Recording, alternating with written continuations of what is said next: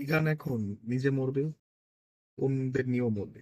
এই পলিসিতে তারা তাদের যুদ্ধ পরিচালনা করছে এবং এই পলিসিটা অত্যন্ত বিপজ্জনক। আপনি যদি রিসেন্টলি ডোনাল্ড ট্রাম্প মার্কিন প্রেসিডেন্টের তার প্রেসিডেন্টটা দেখেন বা হোয়াইট ওয়ালে তার জনসম্মুখে আসার যে চিত্রটা দেখেন, সেখানে দেখতে পাবেন যে ডোনাল্ড ট্রাম্পের চেহারা বেশ বিমর্ষ।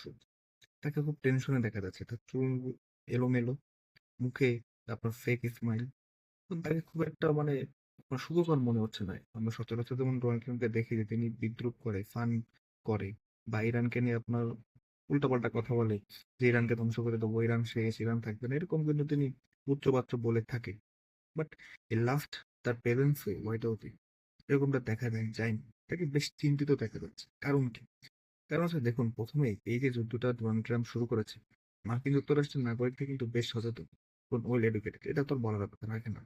তারা বুঝতে পেরেছে যে এই যুদ্ধে ডোনাল্ড ট্রাম্পের তো জড়ানোরই দরকার ছিল না, বা তথা ইউএস এর জড়ানোর দরকার ছিল না। কারণ এটা সম্পূর্ণ ইসরায়েলের ব্যক্তিগত ব্যাপার ছিল। তা কিভাবে? কারণ ইসরায়েল ইরানকে তাদের এই রিজনের বা তাদের যে আপনার এই মধ্যপ্রাচ্যের থ্রেট মনে করে একমাত্র ইরানকে, যে তাদের নিরাপত্তার সাথে ইরান হচ্ছে একমাত্র থ্রেট। সেটা তো ইসরায়েলের ব্যাপার না। মার্কিন যুক্তরাষ্ট্র কোনো আগ বাড়িয়ে এই যুদ্ধে প্রথমেই ইরানকে অ্যাটাক করে বসলো এবং ইরানের সর্বোচ্চ নেতা খামেনিকে হত্যা করে বসলো। এটা কিন্তু অনেক আমেরিকান নাগরিক পছন্দ করেছেন।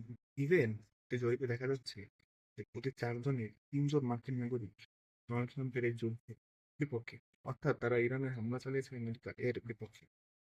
সেম টাইম যুক্তরাষ্ট্রের কিন্তু অনেক কোটি কোটি ডলার নষ্ট হচ্ছে প্রতিদিন। এই প্রথম দুদিনেই আপনার ইরান যুক্তরাষ্ট্রের এমন ক্ষতি করেছে, যা গত কয়েক দশকে যুক্তরাষ্ট্র কেউ করতে পারেনি। যুক্তরাষ্ট্রের যে আপনার উপসাগরীয় অঞ্চলগুলোতে যে রাডার গুলো রয়েছে, বিলিয়ন বিলিয়ন ডলারের রাডার, সেগুলো নষ্ট করে দিয়েছে। হ্যাঁ, আপনারা বলবেন যে ভাই টিভিতে তো দেখছি না। টিভিতে আসবে না ভাই, এগুলো আছে জাস্ট কৌশল। আপনি যদি এগুলো বলেন যুক্তরাষ্ট্রের এগুলো ক্ষতি হচ্ছে, যুক্তরাষ্ট্রের স্বয়ংক্রিয় মনোবল হারাবে।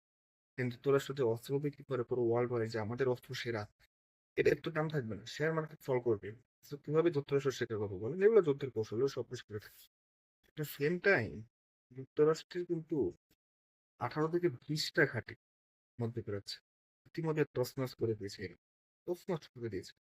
সেগুলার কিন্তু যুক্তরাষ্ট্রের আপনাদের শক্তিমত্তা সেটার দিকে প্রশ্ন তুলছে যে আসলে কি যুক্তরাষ্ট্র পাওয়ার হাউস? ইরান একটি মাত্র দেশ হয়ে যুক্তরাষ্ট্রকে চ্যালেঞ্জ করে বসলো এবং ইরানের সাথে হিমশিম খাচ্ছে মার্কিন যুক্তরাষ্ট্র, সে হরমুজ প্রণালী তো রয়েছেই। তো সবকিছু মিলিয়ে যুক্তরাষ্ট্রের নাগরিকরা এই যুদ্ধের বিপক্ষে, কারণ তারা আর ট্যাক্সের অতিরিক্ত বোঝা বহন করতে চাচ্ছে না।